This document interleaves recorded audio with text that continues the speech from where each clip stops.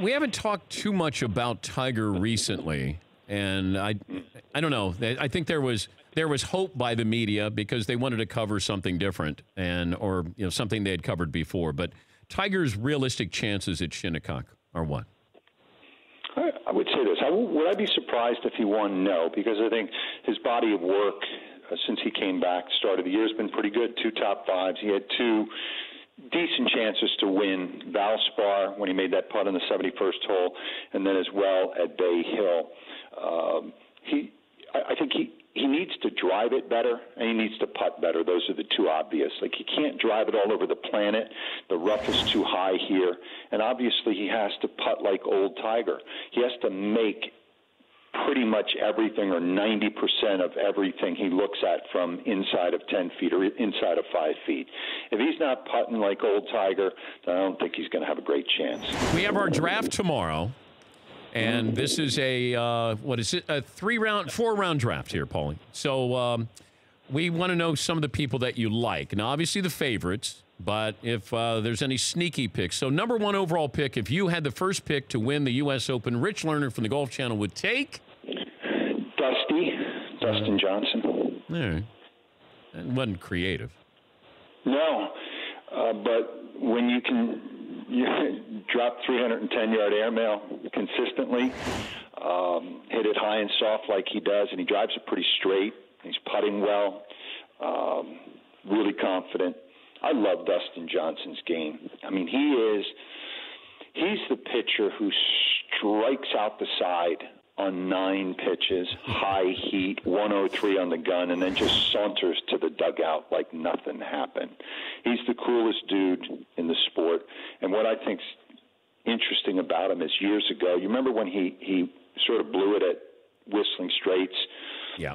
Bunker Gate, do you remember that? And sort the of waste bunker majors that he let get away. In the early days, he was kind of viewed as Nuke LaLoosh from Bull Durham, $1 million arm and a 5-cent head. And I don't mean to be cruel, but that was just the view. Now, that was unfair because it turns out he actually has a really good head for golf in that he lets things roll off his back. He doesn't sweat stuff, and that's important at a U.S. Open because you're going to get screwed. You're going to get a bad break. You're going to, especially this week on these greens, you have bumpy putts on the POA. He's obviously much more than Nuke LaLoosh. He's legit. He's going to end up being like a 30 to 35 win guy when all is said and done if he stays healthy. I mean, he'll be among the 20 best players ever if he doesn't get hurt when he's all said and done. Anyway, I like Dustin. Right. I like Ricky and Rory. And I think, a good value play is Patrick Reed at 30 to 1. Who should I stay away from? Who should I absolutely stay away from? I'm going to give you a guy, and he's going to end up winning. Stay away from. Probably stay away from. You put me on the spot here, and I'm trying to think. I mean, I like Jason Day. He's got a great record at the U.S. Open. Who are you looking at? And I'll tell you if you should.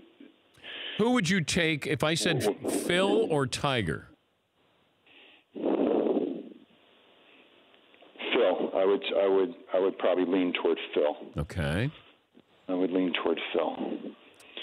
Jordan Spieth, are you all in on Jordan Spieth this week? No, I mean, I mixed feelings about Jordan. I mean, I'm slightly concerned about his putting. I mean, it's almost hard to fathom. And this guy made everything he looked at. He was Tiger 2.0, and now he's 190th in that putting stat they have, strokes gained putting. But that said, he has an innate athlete's sense for the big moment, and you just need to think about what he did Sunday at the Masters. I don't long-term worry about Jordan, and